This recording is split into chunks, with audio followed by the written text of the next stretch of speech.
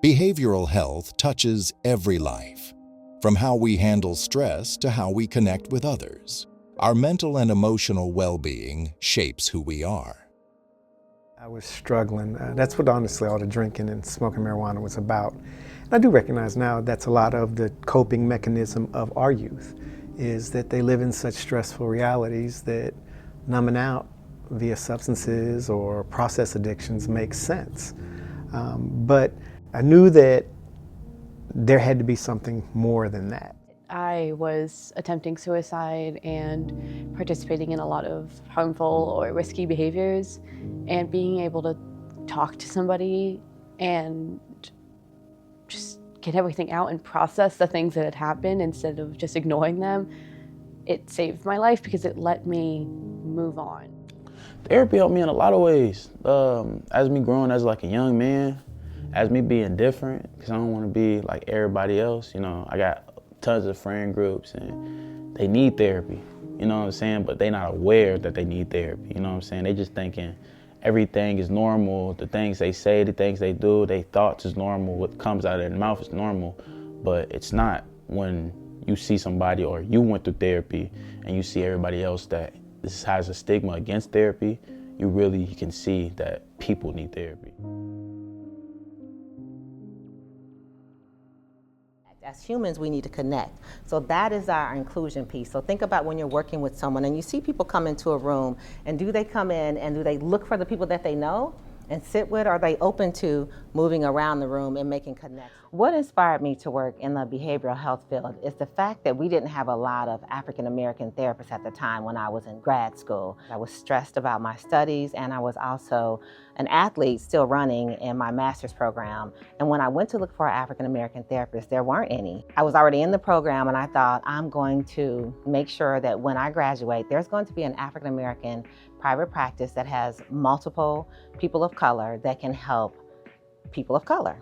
Representation in the behavioral health field is an issue that is largely ignored. I'm in a world that's 75% white and 75% female. As someone who have their PhD with a concentration in school counseling, I will be 1.7% of the school counseling, counselor education world. I would say mental health for me, like in terms of its portrayal, in my life, like I said earlier, has been something that I didn't really hear about. Therapy wasn't even a conversation or something. Anytime I saw my parents stressed or like angry with something, they would have their own separate way to deal with it, but never in therapy or anything like that. So I think for me, it's kind of something that's not talked about, especially in my community. And I think that's also why I've latched onto it so much, because I think that it can help a lot of people that look like me. And I think that there's just a negative stigma in understanding what it can do for you. Kids watch stuff on TV and they just copy it. Well, that's one of the reasons, but the second reason is mental health. What's in his head that's telling him he needs to be that? What is he running away from? What experiences have he seen that's telling him he can't be himself and he has to be the person he sees on TV? Our young boys have problems with seeing this as a career path because you don't envision what you don't see or what you get told is of no value. When I started this career path 30 years ago, if I asked a little brown boy what he wanted to be when he grew up, he'd say NFL, NBA, rapper. Okay, if I asked that same question to a little boy today, NFL, NBA, rapper, influencer. Okay, we don't encourage young men to be mentally healthy, to learn the skills of mental health, so they don't ever see that as a career path. The older we get, the wrestling matches shift from recreation to reality. And we don't wrestle in rings, but we do wrestle with our insecurities. Having a mental health concern or mental illness or mental issue does not make you crazy. I started planning my wedding, and a lot of feelings came up, like about my parents and stress management and like just trying to juggle a bunch of different things and being like, okay, I'm not as far along in this healing thing as I thought I was, because I thought that healing was avoidance. for me. I think it's easy for me as a therapist to say, you know, oh, like I can encourage my clients to work through stuff, but when it comes to doing it myself, I'm like, no, not me. I'm fine.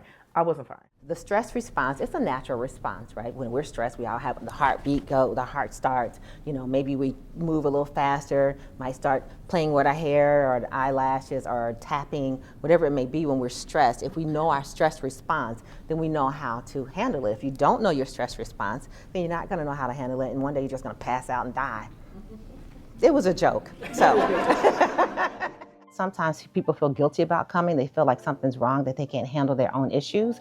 And we have to educate them that having a mental health concern is just like having a physical concern. When something is going on in your mind and you're overthinking, or you're extremely sad, or you're extremely tired, you need to talk to someone to get those things out, because they're not always manifesting in the body. Sometimes they do, but sometimes they don't.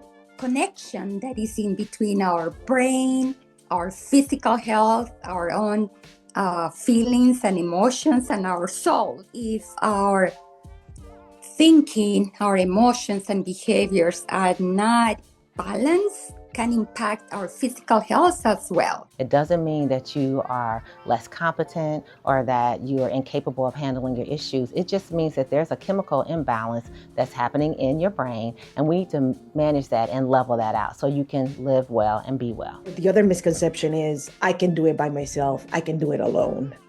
It is very difficult to overcome mental illness without the support of someone else. Historically, communities of color, LGBTQ individuals, and immigrants were often overlooked or misunderstood by the system. Those who control the images control the minds. Well, we need to start getting at the table to control the images of how we perceive ourselves and stop depending on the people that don't look like us to control our images. We love to be outraged and protest, but then we don't show up at elections. Therapists how to do a better job of advocating for the system to respect and fund mental health appropriately. You teach clients how to advocate for themselves at the same time that there's an allyship with them and we advocate for them. Stigma, cultural mistrust, and lack of representation have kept many from seeking the help they need. I think, there are always sort of implicit biases and stereotypes of non-white persons. There's an expectation that Asian people are very smart, very resourceful, that they're going to be okay as immigrants without any special supports. And I think that really leads to Asian immigrants being underserved, not having the same resources as families who have been here for a long time. And especially in the Hispanic Latino community, we have some studies investigating why they don't go and reach out for help. And there is this misconception that is nothing in the brain, it's external. When you look at how therapy is perceived in the Black and brown community, you think of a crazy man. So the way it's perceived in culture is different. And we should educate more our communities around this. Mental health is health, and yet, for far too long, the behavioral health field has struggled to reflect the diversity of the communities it serves. But change is happening. So, I want you to know we're committed to action, and there's been some great work happening. Hey Cincinnati stands for Hopeful Empowered Youth, and it really came out of a large-scale needs assessment that said we need to have a much deeper focus on youth mental health in our community. It is a cross-sector partnership that has multiple working groups dedicated to key initiatives. I'm a part of the treatment working group that really thinks about the role that clinicians and providers play for youth in this space. I got involved with Hey Cincinnati in March, and I've been able to develop so many skills, things like public speaking and interviewing, but also things like connecting with others and mental health first training. I've actually really enjoyed the experience being around a diverse group of people and getting a lot of different perspectives. A lot of the times you feel like you know how your peer may feel, or you know how someone in your age gap may feel. But I think one thing that I've been able to understand is that all perspectives are completely different, and that it's valuable to learn those perspectives.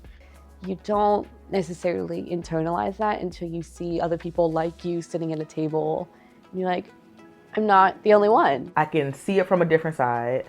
I can also kind of help myself as things are coming up for me. So like I was working with kids who had a similar story to mine. I was working with adults who had a similar story to like my parents. And so I didn't really think that those things would impact me in that way, but until it started to impact me in that way. It's less isolating to know that this is someone who was once homeless and they are now a therapist with a husband or a wife and a great job, and that I can have a future too.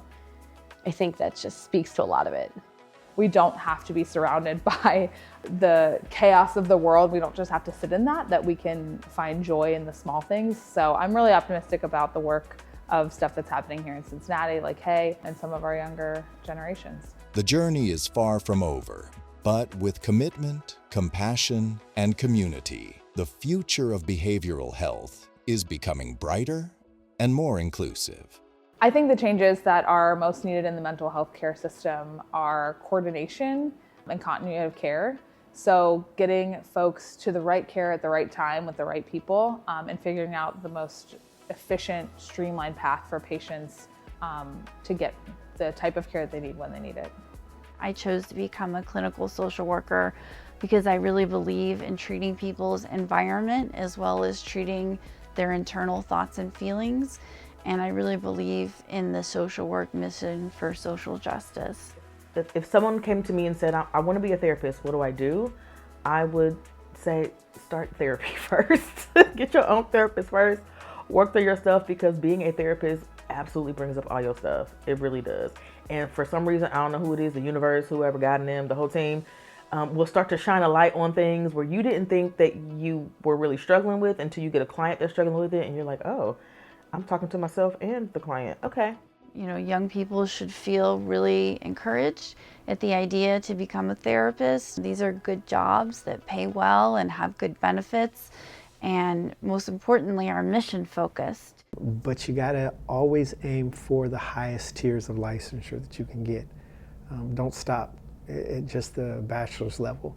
Keep going, because it'll pay for itself.